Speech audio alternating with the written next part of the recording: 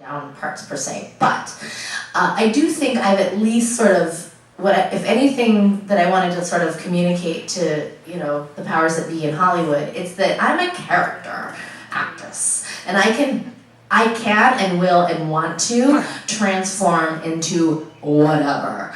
Like I don't, I look at certain actors, like most actors, who kind of are doing the same thing over and over. I mean, Adam Sandler. He's done very well, but, let's face it, he's Jack, he's Jill, he's Adam Sandler. Like, he's not really doing anything different. Like, and I, on the other hand, really want to do something different. Like, I want you to be like, oh my God, that was her? That's Pepper? Wow, Naomi, like, you never would know. Like, I love it when people come up to the table and you're like, how does that? Like, I'm like, watch it on YouTube. I mean, I love that. I'm a chameleon, and I think, that's the point of an actor, to me. When people say, it's like you're another person, I'm like, you think? That's the point, I don't want to be just another version of me. And so that's what I hope for. It's hard to say, unfortunately. I do have a certain amount of say in that, like I said, I've always felt like I needed to create my own opportunities just because I wasn't getting them in a traditional way, like I said earlier. In fact, if you're interested in what I'm talking about, I do have at my table some of my one-woman shows, which I've taken from LA to New York to Edinburgh Fringe Festival onto the West End in London. And they're totally autobiographical solo shows. So if you're familiar with John Leguizamo or Spalding Gray or Lily Tomlin, there's so many actors that have done this sort of work, and that's sort of that's my passion. Quite honestly, that is of all the work I've done, and you probably guys only know of Pepper, but that's really the work of which I am most proud. Mostly because it's all me. With American Horror Story, there's a massive budget and a bazillion A-listers and some of the most skilled, talented crew working in Hollywood behind that show. Working feverishly, 6 days a week, $100 a week, for 6 months. To make it what it is. Whereas my solo shows, that's all me. Like, that's basically my, Spanish teaching budget went, if not to rent, to production of those shows. So they're my baby.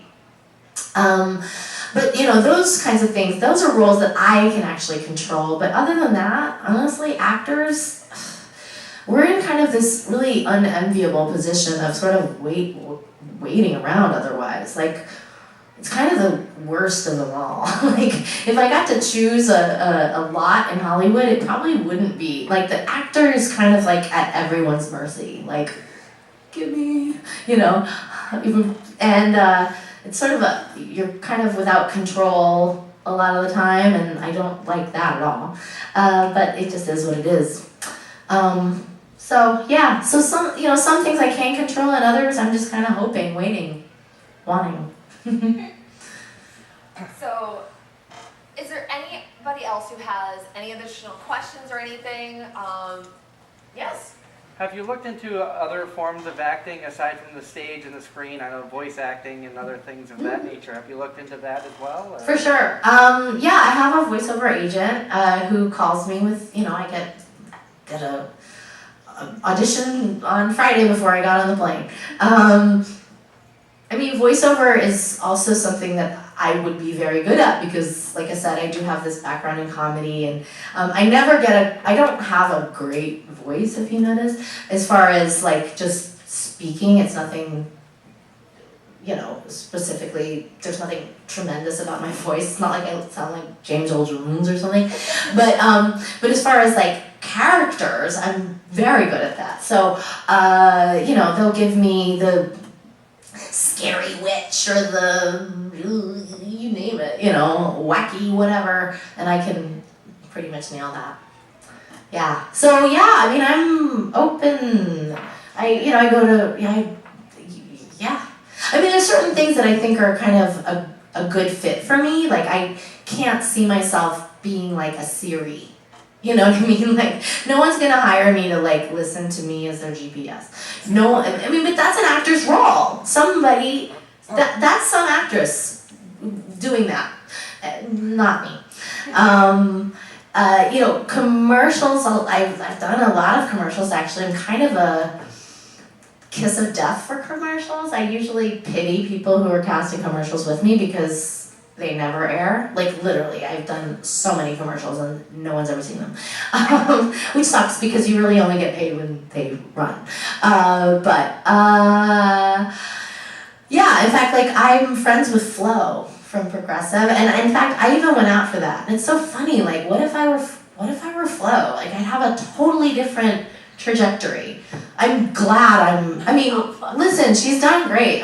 She's living large, but, yeah, I mean, I'd rather be Pepper for sure. So, but it's funny, yeah, like the road not taken, but yeah, there are certain roles that I wouldn't go out for now. Like some really iconic, like commercial campaign, they may not want the little, microcephalic from the horror show to rep their product now, possibly. Yeah. You never know. Yeah. Is there anybody else? All right. No? All right. Well, I'm still here. We're here till the end, right? We're here, 5 o'clock is when Vermont Comic Con does end today. So, highly recommend. She's right there, right at the end of this show floor. Go see her. She's got amazing pictures. You've got pictures of the transformation, her actually at the red carpet. I did see you did have your little, Oh, no, actually, on that red carpet, I did not. I was fully bald. Oh. It does kind of look, it's the background. The FX makes it look like it. Yeah, I think that's true. It's actually an FX coming out of my head. No, but that was, come see that, for sure. It's a beautiful picture, because you do also have, right next to that, you in the full body. That's true. You can see everything we talked about. So it's phenomenal to see it all and hear your story about how everything went through and... Well, and I'm pretty sure that picture alone got me #1 on IMDb. I'm not even kidding. Because, people are familiar with the Internet Movie Database, right? And, the fact is, like, I knew that was a really competitive carpet, you know what I mean? I knew I was going to be, probably sandwiched between, like, the tallest woman in the world, 6'8", and the smallest woman in the world, 2 feet, and, Jessica Lange. Like, who's going to look at me? Unless I'm bald with a naked dress. And so that's what I did. And so, sure, yeah, it worked, Even Perez Hilton, whose job it is to talk about how terrible celebrities look, I had nice things to say. So that was awesome. And, it was pretty crazy. I remember, because my IMDb, I've been kind of watching it. You can't help it. When you're up and coming in Hollywood, it's like, you care. When I first been cast as Pepper, I remember, like, before the show aired, I was like 93,000, which is literally like, it means I have a pulse and probably live in California somewhere. You know what I mean? Like, it's really nothing. And then the show aired and I jumped to 3,000. Like, I jumped 90,000 points, which is insane. But then the week after that is when it really got crazy, because then I went from 3,000 to 300. Now, when you're in the hundreds, now you're with, like, legitimate A-list celebrities. So it's like, whoa, like, I'm on top of Brad Pitt. I've always wanted to be on top of Brad Pitt. Who doesn't want to be on top of Brad Pitt? And then of course, and then when Freak Show came around with that picture, forget about it. Like, I was in the top 10 for like 10 weeks. And in fact, I remember it was right around that time when Renee Zellweger, like, changed her face.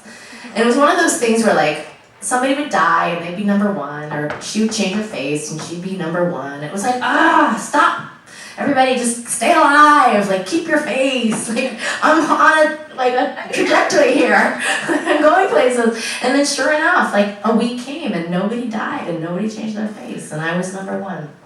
And you can see it on my table. So yes, clearly I'm a talker, so come talk to me. Otherwise, my poor handler, she's just like, oh. Tell stories, so. Yeah, I'll tell stories. You can come, you can see my one-woman shows, and I'll show you Pepper Naked.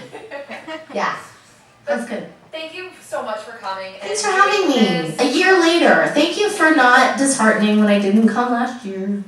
But I'm going to the Emmys this year. I'm glad you guys didn't do it this year because I did promise. I said I will be there next year. So. And we do appreciate it. Thank you very much. Again, going also to the after show and that for us. Oh, we had fun. It was fun. You guys went all night or no? We did eventually leave and then we left everywhere. So we went to the other after party. Oh. All the college people took it over, so then we left. Oh, well, it was fun. It was a good time. It's nice to like leave the building. Yes. You know, because I jet all over the place and it's like, sometimes it's weird, you know, I mean, I'm like in Vermont, but in the meantime, like, where are the leaves? Where are the trees? You know, I thought I'd have some syrup. And it's weird when you do this, like, a convention center is a convention center. Like, a hotel looks kind of the same between Orlando and Seattle and Germany and Australia. It's kind of looks the same. Nerds are nerds, you know. I love y'all. You've made me. No, but, so that's why it is nice to sometimes like leave and hear some accents or try some, I don't know, Vermont pale ale.